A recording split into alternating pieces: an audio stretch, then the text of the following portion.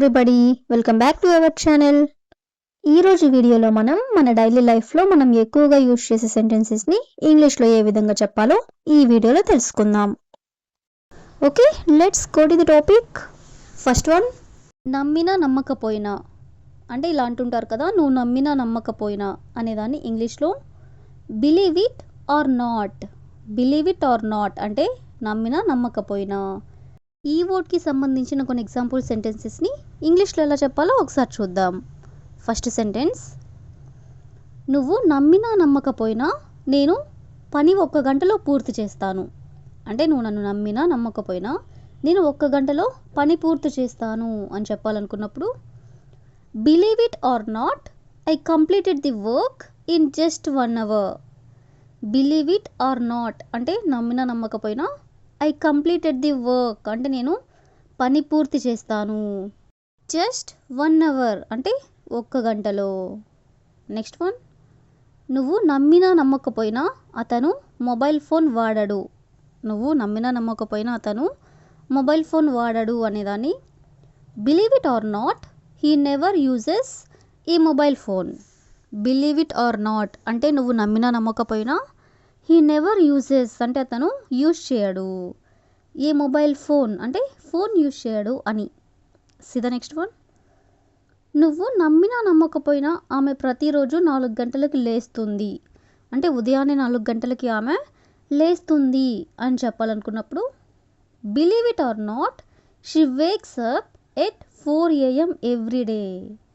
Believe it or not అంటే నమ్మినా నమ్మకపోయినా షీ వేక్స్ అప్ అంటే ఆమె లేస్తుంది ఎప్పుడు, ఎట్ 4 AM ఎవ్రీ డే అంటే ప్రతిరోజు 4 గంటలకి అని.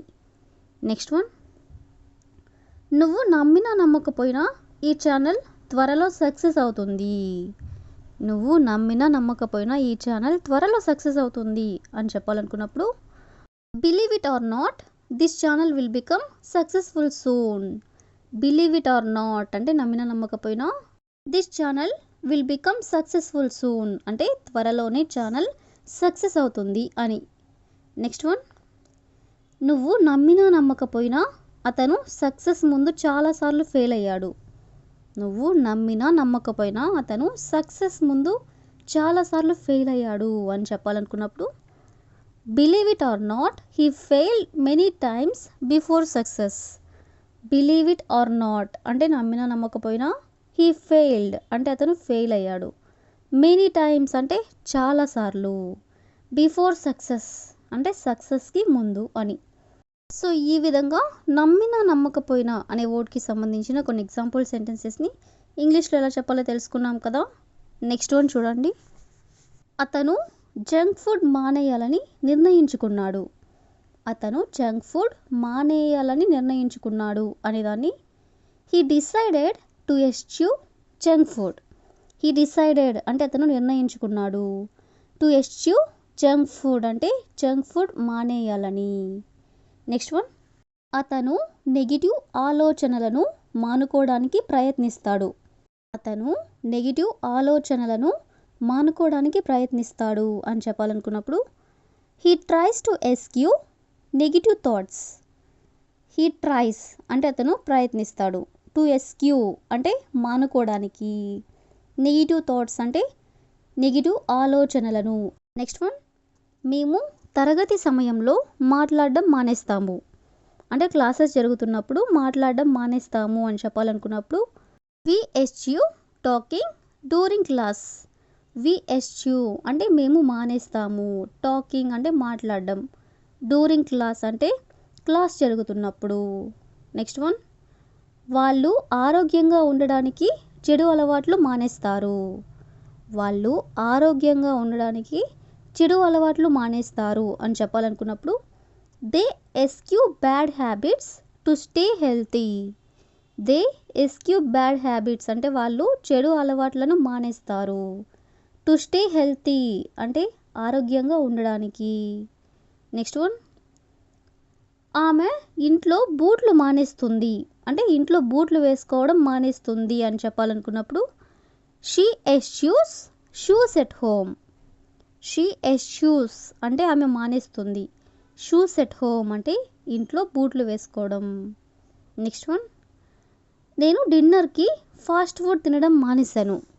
నేను డిన్నర్కి ఫాస్ట్ ఫుడ్ తినడం మానేశాను అంటే నైట్ టైంలో ఫాస్ట్ ఫుడ్ తినడం మానేశాను అని చెప్పాలనుకున్నప్పుడు I eschewed fast food at dinner. I eschewed అంటే నేను మానేశాను. ఫాస్ట్ ఫుడ్ ఎట్ డిన్నర్ అంటే డిన్నర్లో ఫాస్ట్ ఫుడ్ తినడం. సో ఈ విధంగా మనం మానేశాను అనే వర్డ్కి సంబంధించిన కొన్ని ఎగ్జాంపుల్ సెంటెన్సెస్ని ఇంగ్లీష్లో ఎలా చెప్పాలో తెలుసుకున్నాం కదా. నెక్స్ట్ వన్ చూడండి, ఎవరో నా పేరు పిలుస్తున్నట్లు విన్నాను అంటే ఎవరో నన్ను పిలుస్తున్నట్లు విన్నాను అని చెప్పాలనుకున్నప్పుడు I heard someone call out my name. I heard అంటే నేను విన్నాను, సమ్ వన్ అంటే ఎవరో, కాల్ అవుట్ మై నేమ్ అంటే నా పేరు పిలవడం. ద నెక్స్ట్ వన్, టీచర్ మీ పేరును పిలుస్తారు. టీచర్ మీ పేరును పిలుస్తారు అని చెప్పాలనుకున్నప్పుడు the teacher will call out your name. The teacher అంటే టీచర్, విల్ కాల్ అవుట్ అంటే పిలుస్తారు, యువర్ నేమ్ అంటే మీ పేరును. నెక్స్ట్ వన్, అతనికి సహాయం అవసరమైతే అతను పిలుస్తాడు. అతనికి సహాయం అవసరమైతే అతను పిలుస్తాడు అని చెప్పాలనుకున్నప్పుడు he will call out if he needs help. He will call out అంటే అతను పిలుస్తాడు. ఇఫ్ హీ నీడ్స్ హెల్ప్ అంటే అతనికి సహాయం అవసరమైతే. నెక్స్ట్ వన్, కోచ్ ఆటగాళ్లను ఒక్కొక్కరిగా పిలుస్తాడు. కోచ్ ఆటగాళ్లను ఒక్కొక్కరిగా పిలుస్తాడు అని చెప్పాలనుకున్నప్పుడు the coach will call out the players one by one. The coach అంటే కోచ్, విల్ కాల్ అవుట్ అంటే పిలుస్తాడు, ది ప్లేయర్స్ అంటే ఆటగాళ్లను, వన్ బై వన్ అంటే ఒక్కొక్కరిగా. నెక్స్ట్ వన్, అతను పార్కులో ఉన్న తన కుక్క కోసం పిలిచాడు.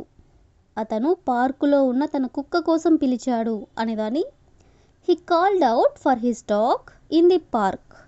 He called out for his dog అంటే అతను తన కుక్క కోసం పిలిచాడు, ఇన్ ది పార్క్ అంటే పార్కులో ఉన్న కుక్క కోసం అని. సో ఈ విధంగా పిలవడం అనే వర్డ్కి సంబంధించిన కొన్ని ఎగ్జాంపుల్ సెంటెన్సెస్ని కూడా ఇంగ్లీష్లో ఎలా చెప్పాలో తెలుసుకున్నాం కదా. So that's all for today. I hope you all like this video. I will ask a question for you. అతను బిర్యానీ తినడం మానేయాలని నిర్ణయించుకున్నాడు. అతను బిర్యానీ తినడం మానేయాలని నిర్ణయించుకున్నాడు. So if you know this one in English, please you can comment in the comment section. Thank you for watching.